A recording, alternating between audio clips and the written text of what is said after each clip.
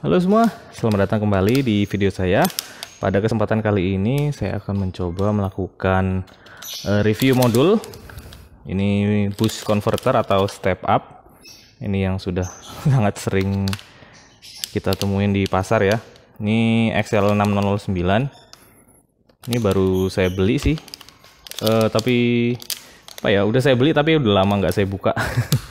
Harganya mungkin sekitar 10 ribuan sampai 20 ribuan kali ya. Oke, tanpa berlama-lama kita buka aja. Nah, ini modulnya nih. Ini kalau kalian bisa lihat ini pakai XL Semi 6009. Itu spesifikasinya berapa ya? Coba saya ingat dulu. Kalau nggak salah inputnya itu 3,6 sampai 36 volt. Ya sekitar itulah. Jadi, oh ini kebalik. Jadi sini inputnya plus, ini min, input masuk, di sini keluarnya, tegangannya di sini. Ini buat pengatur tegangannya lewat multi-turn, ini potensio nanti diputar-putar. Untuk komponennya sendiri simple ya. Jadi input, sini ada input kapasitor, filter satu aja, 220 mikrofarad, 35 volt. Ini induktornya. Ini resistor buat adjustable tegangannya. Terus ada diode Schottky, ini SS34. SS34 itu 3 volt 3 ampere 40 volt. Sementara kalau nggak salah datasheetnya sih ini katanya bisa 4 ampere. Nah, ini lagi sama kayak kemarin kasusnya LM2596. Di modulnya ini rata-rata menggunakan komponen yang kurang proper menurut saya. Jadi kalau misalnya spesifikasi ini step up yang 4 ampere bisa, kok diodanya cuman dikasih yang 3 ampere. Karena memang nggak kuat. Nah, ini induktornya 47 mikrohenry. Ya, ada LED nggak ya? Kayaknya nggak ada LED. Belakangnya nggak ada apa-apa. Oke, kan kita tes. Jadi di kesempatan kali ini saya mau ngetes modul ini. Itu kayak kemarin saya mau plotting efisiensinya. Jadi mungkin nanti akan saya kasih tegangan berapa ya? 5 volt, 9 volt, dan 12 volt. Outputnya mungkin 9, 12, 24 volt mungkin ya. Nanti yang akan saya plot efisiensinya mungkin salah satunya aja. Jadi biar bisa kita agak sedikit punya gambaran gitu. Si modul ini efisiensinya itu gimana? Terus disipasi dayanya gimana? Oke, ini udah saya pasang, udah tak solder. Jadi input di sini saya masuk ke PSU. Kemudian outputnya ini masuk ke electronic load. Ini masing-masing positif sama negatifnya ada 2 kabel. Karena yang satu outputnya masuk ke electronic load dan di paralel ke remote sensing di sini. Jadi electronic load ini punya fitur sensing. Itu artinya kita nggak perlu khawatir kalau nanti ada tegangan drop di modulnya. Untuk inputnya tak coba kasih tegangan, kelihatan nggak? 9 volt. Oke, ini 9 volt. Terus ini 34 volt. Coba kita putar dulu. Di sini di multi-turn ini yang warna biru diputar-putar.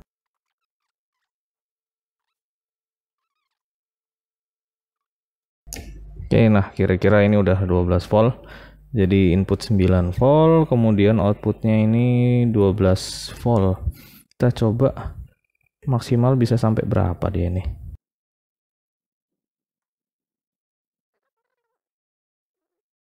Jadi ada bunyi tik tik tik di multiturnnya kalau udah mentok. Ternyata outputnya sampai 52 volt. Wow. Kok saya bingung. Outputnya bisa sampai 52 volt. Sedangkan ini 52 volt loh. Ya ini belum tanpa beban sih. Ini diodanya SS34 itu cuman ratingnya 40 volt. Dari satu ini aja udah fail komponennya. Kemudian ini kapasitornya ini ratingnya 50 volt. Ya beda sedikit sih 50, terus sementara outputnya bisa sampai 52 volt. Tapi menurut saya fail juga di sini poinnya komponennya. Ya udahlah nggak apa-apa. Kita coba. Abis ini akan kita tes beban.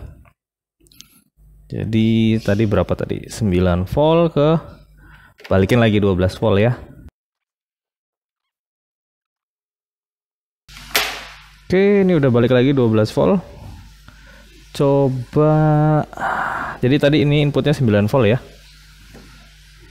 Coba ini tak kasih beban 1 ampere. Kita ngetes aja dulu. Habis ini saya plotting. Oke, 1 ampere nggak ada masalah. Tetap 12 volt. Ke 1,5 ampere coba. 1,5 nggak ada masalah. Ke 2 ampere. Wah. Turun. Oh, maaf. Ini ternyata power supply saya yang nggak kuat. Jadi ini matiin dulu. Maaf, ternyata power supply-nya tadi baru 1 channel. Jadi ini PSU ini bisa ada fitur tracking ya. Jadi ini per channel cuman bisa 3 ampere power supply punya saya. Tapi dia bisa diparalel sama channel kedua. Jadi ya mungkin bisa 6 ampere. Tadi yang channel kedua belum nyala makanya nggak kuat. Ini udah saya nyalain. Oke. Coba lagi kasih beban input 9 volt, output 12 volt, beban 2 ampere. Beban 2 ampere, oke, nggak masalah. Coba naikin lagi pelan-pelan. 2,5 ampere. Oke, nggak masalah. Tapi yang perlu dilihat ini 12 volt 2,5 ampere dia sekitar 30 watt. Sementara di PSU-nya itu sudah sekitar 36, 37 watt. 37 dikurang 30, 7 watt. Disipasi 7 watt itu gede banget. Ini pasti udah panas banget ini si modulnya ini. Nah ini tadi kayaknya turun. Nah, mulai turun nih kayaknya ini. Mulai nggak kuat kepanasan kah? Nah ini mulai turun lagi. Apa ya? Apa udah kepanasan?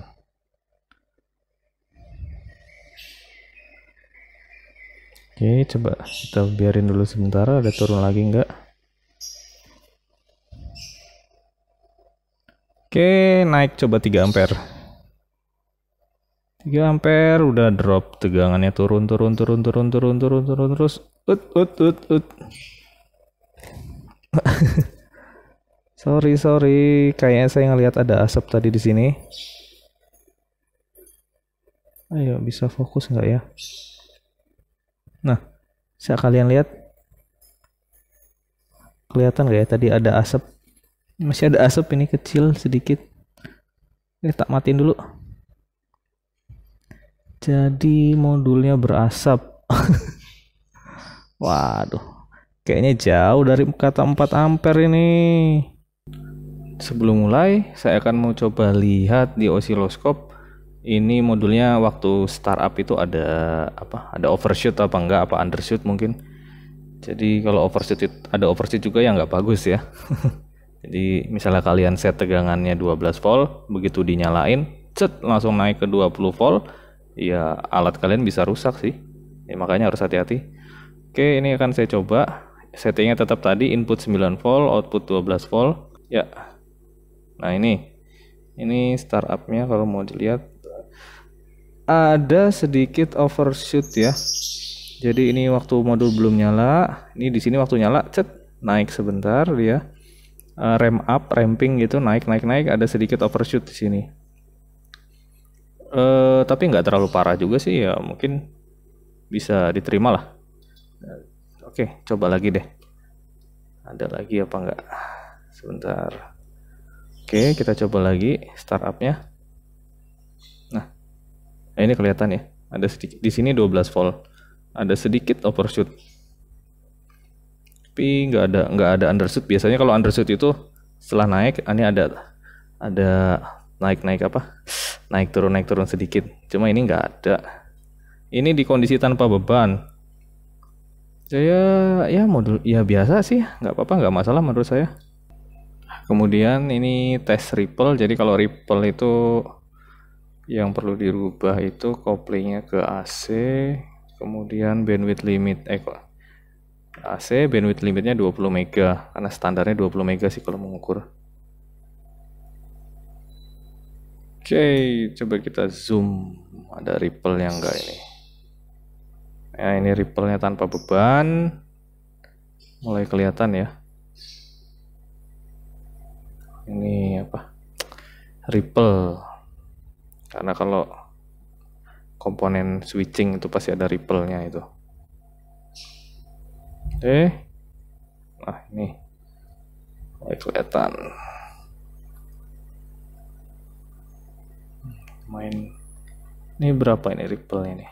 Kita lihatin aja. Peak to peak-nya mana ini? Ini kelihatan nggak ya? Sekitar 8 averagingnya 80-an millivolt.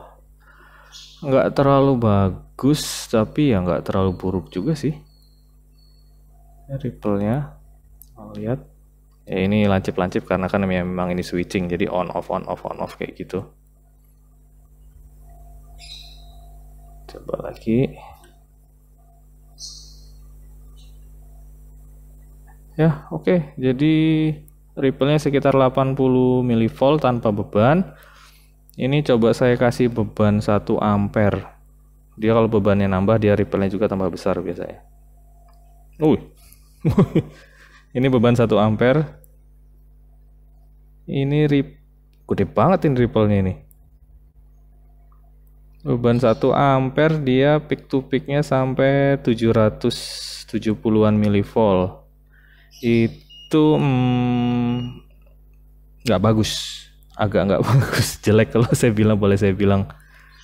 Jadi lumayan noise sih di beban 1 ampere. Ini berarti biasanya modul ini kurang kapasitor. Jadi untuk mereduksi noise sama ripple itu biasanya kalian bisa nambah kapasitansi, itu ya nambah kapasitor. Dan juga yang penting itu nambah kapasitor nggak sembarang langsung kasih, tapi biasanya kalian harus paralel kapasitor. Jadi misalnya yang pertama kapasitor yang besar 100 sampai 1000 mikrofarad misalnya, terus di paralel kapasitor lagi beberapa nano, terus sampai kasih pico kalau kalian mau picofarad. Jadi fungsinya kalian kasih kapasitor banyak di output switching itu untuk ngurangin noise dan ripple.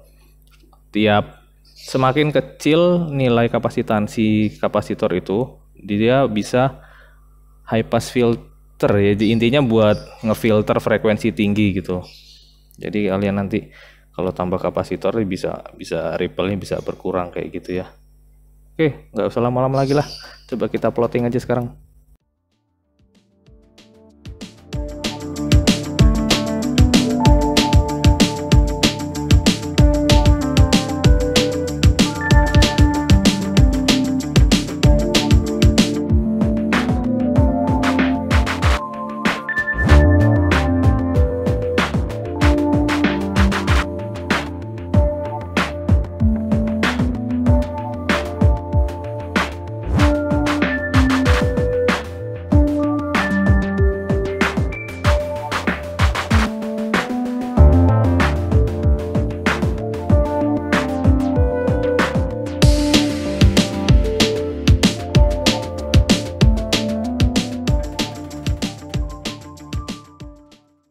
Oke, ini sudah selesai saya plotting ya tadi. Dari plotting ini percobaan saya tadi itu ada beberapa hal yang perlu saya garis bawahi. Yang pertama itu kan modulnya itu klaimnya 4 ampere. Nah, ternyata 4 ampere itu merupakan nilai maksimum di input. Jadi inputnya maksimal 4 ampere. Nah, karena ini kan step up, kalau step up tegangannya akan naik, tapi arusnya nanti akan turun dari kemampuan inputnya itu. Jadi ini saya melakukan 2 pengujian. Yang pertama itu yang keluarannya saya set 12 volt dengan input 5 volt serta 9 volt. Nah, ini kalau teman-teman bisa lihat efisiensinya ini sebenarnya nggak jelek sih, karena dia bisa di 80-90%. Cuma yang perlu diingat ini step up, jadi arus keluarannya itu bakalan kecil, akan di bawah input. Jadi kalau dilihat ini di input 5 volt, input 5 volt ini maksimal itu yang pengetesan saya itu ada di sekitar 1,2 ampere. Sebenarnya di 1 ampere ini udah mulai apa ya? Mulai panas. Nah, ini di input 5 volt, output 12 volt. Itu nah bisa dilihat, nah ini 3,8 itu arus inputnya. Jadi kalau udah di atas 3,5 ampere arus input itu tuh sebenarnya modul ini udah panas banget. Jadi kalau bisa kalian penggunaan modul ini arus inputnya jangan sampai lebih dari 3 ampere deh. Kalau di kasus pengetesan saya ini input 5 volt, tegangan output 12 volt, mungkin maksimal di 1 ampere aja. 12 volt 1 ampere maksimal. Sedangkan kalau inputnya nanti 9 volt itu kalau dilihat di sini kurvanya ini grafiknya efisiensinya itu 2 ampere deh maksimal deh. Jadi kalau untuk 12 volt 2 ampere itu pakainya di input 9 volt itu maksimal. Di atas itu sebenarnya ini udah drop semua tegangannya. Jadi tegangannya udah nggak 12 volt lagi tapi turun terus. Nah, kayak ini di 5 volt ini input 5 volt di output 1,1 ampere aja dia udah turun 10 volt, udah turun jauh. Jadi sebenarnya kalau aplikasi kalian itu pakainya harus 12 volt, sementara ini drop di sampai 10 nggak bisa keterima, ya jangan lebih dari 1 ampere harusnya. Kemudian ini yang perlu dilihat juga itu selain efisiensi itu ada yang namanya disipasi daya. Itu disipasi daya itu dalam satuannya watt. Jadi semakin tinggi disipasi daya itu artinya modul kalian tuh akan semakin panas. Ini di kasusnya sama di V-in 5 volt dan 9 volt, di fix 12 volt out, itu disipasi dayanya akan kayak gini sebenarnya. Jadi misalnya di input 5 volt itu kalau saran saya sih maksimal itu modul ini disipasinya maksimal 4 watt. Jadi sebenarnya 4 watt itu bisa dikonversi lagi jadi suhu sebenarnya kalau disipasi ini. Cuma nanti ada caranya juga. Cuma kalau ngelihat dari ukuran fisik IC, terus pendinginan dalam hal kalau di modul itu pendinginannya paling cuman tembaganya aja, track jalurnya aja. Dan ukuran modulnya itu sendiri kan tergolong kecil. Jadi kalau pengalaman saya itu paling 4 watt seukuran modul itu tuh udah maksimal banget. Jadi di atas 4 watt disipasi dayanya itu modul kalian nggak akan kurang efektif lagi kalau menurut saya. Ini. Nanti kalau kalian mau Excel ini saya taruh link aja di deskripsi aja di Google Drive mungkin. Nah, kemudian ini hasil pengujian keduanya. Saya membuat inputnya jadi set 24 volt. 24 volt output dengan 3 kali input. Jadi input pertama 5 volt, 9 volt, dan ada 12 volt. Nah, untuk input 5 volt ini karena jauh banget kan, dari 5 menjadi 24 itu hampir 5 kali rasionya 1:5. Itu di input 5 volt, output 24 volt itu cuman maksimal 500 mili. Ya 24 volt 500 mili maksimal di sini.